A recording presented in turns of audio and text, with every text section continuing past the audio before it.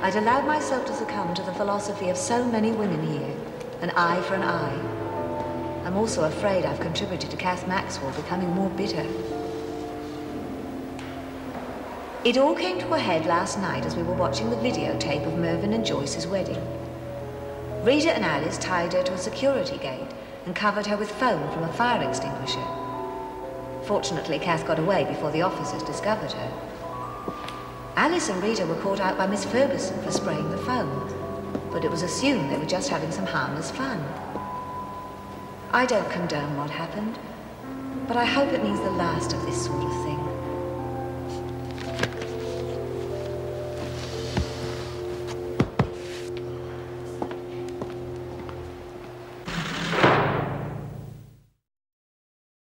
And you've got evidence to support this claim of yours?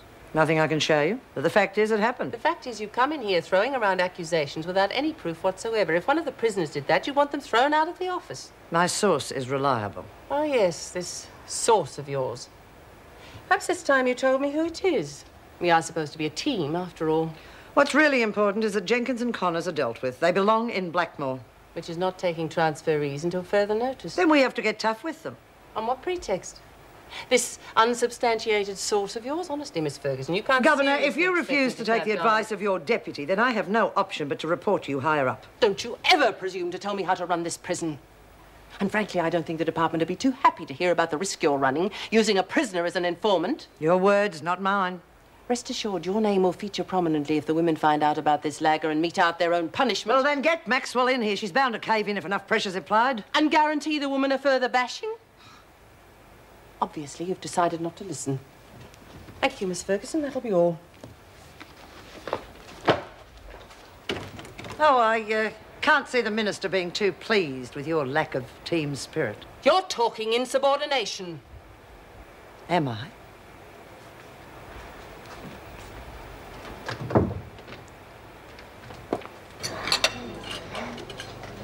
What'd I tell you? As soon as someone stands up to them, they fall apart. I wouldn't get too cocky. You saw it for yourself. Connor's chickened out, and the others could hardly raise a dirty look between them. Believes her own publicity, that's her trouble. Hey, you still owe McCormick one, don't you? Biddy's getting too big for her boots. I'm not interested in her or the others. I want Connors. Can't just sit around and let him make bloody fools of us. All I did was grab a spare shower. It happens all the time. Oh, great, Chook. So what are we going to do? Let him get away with it? It doesn't matter. Well, Kath wouldn't be planning anything, not after what happened last night. Don't believe that. Well, serves her right if her only friend is Williams. William set me up in case you're forgetting it. I say we give them both a bloody bash. And I say put a sock in it. The trouble with you is you're always dishing out the cure before you know what's wrong. That's true, Lex. Oh, thanks for backing me up, Chook. Well, Kath's in virtual Coventry as it is. Any more, you'll just provoke her. If she steps half an inch out of line, she's gone. Oh, by the way, I got another idea about the video. Gordon uncovered a Cecil B. DeMille here. I got the idea from something Lexi said last night. Well, what do you know? Somebody actually listens to me. Steve and Julie could send videos of each other backwards and forwards instead of letters. That's a great idea. Get right up the freak's nose. Serve her right for not letting him visit. Hey, do you reckon Mrs. Reynolds would agree? Every chance. Hey, you could spread him around, you know, give us all a squeeze. Alice, I was thinking of something a little more private. Something tells me Lurch is going to need a cold shower.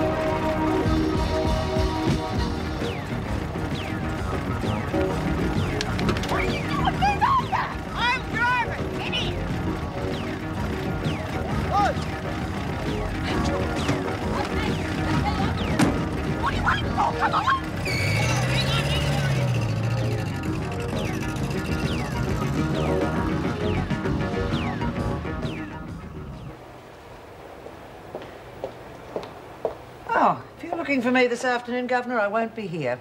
I'll just swap shifts with Mrs. Pringle. Fine. Just make sure you don't leave before 10. The minister's making a special trip out at my request. Oh, and what's the occasion? A discussion of your attempts to undermine my running of the prison. Well, it saves me the effort of writing a report, doesn't it? And colouring his attitude with half-truths and omissions. Make sure you're there. I want this matter cleared up once and for all. I wouldn't miss it for the world. Screws hanging around? Been and gone. How did you go? It's all happening. Got some real little beauties. Well, they better be worth it. What do you reckon, eh? Is that all you got? It's not a bloody supermarket, you know. You better have plans for getting the dough in fast. It took a real lot of talking to convince the Sheilas in B Block that you were good for credit. I've already rung my husband. He's bringing it in this afternoon. Got him twisted around your little finger, eh? Are you sure those women aren't going to tell Rita what's going on? No, they won't get their dough if they do. We better stash this stuff fast before somebody springs us. In here? Nah, in Reno's bloody office. Where else? What's wrong with you, Maxwell? One minute you can't get your mitts on hardware quick enough, and the next you're acting as if it's got the plague. It's all right. It's just getting used to having it around, that's all. You better be game enough to stick one of these in Connor's ribs, because if she figures you're not, she's going to pull you apart.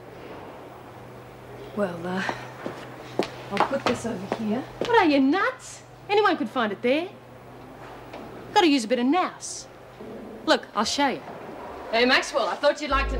What's this? A pig sticking convention? Just showing her the ropes.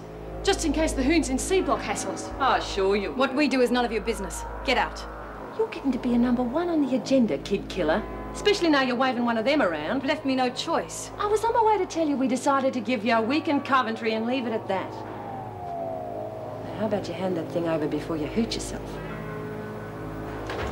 No! Bitch! I don't want to. So help me, I'll kill the next person who lays a finger on me. I'm already on one murder charge. I'm quite willing to wear another if I'm forced to. Anyone can talk big with one of them in their hands. I'll be sick of you. Jeez. He used to give me roses. I wish he could again. But that was on the outside, and things were different then. On the inside, the sun still shines.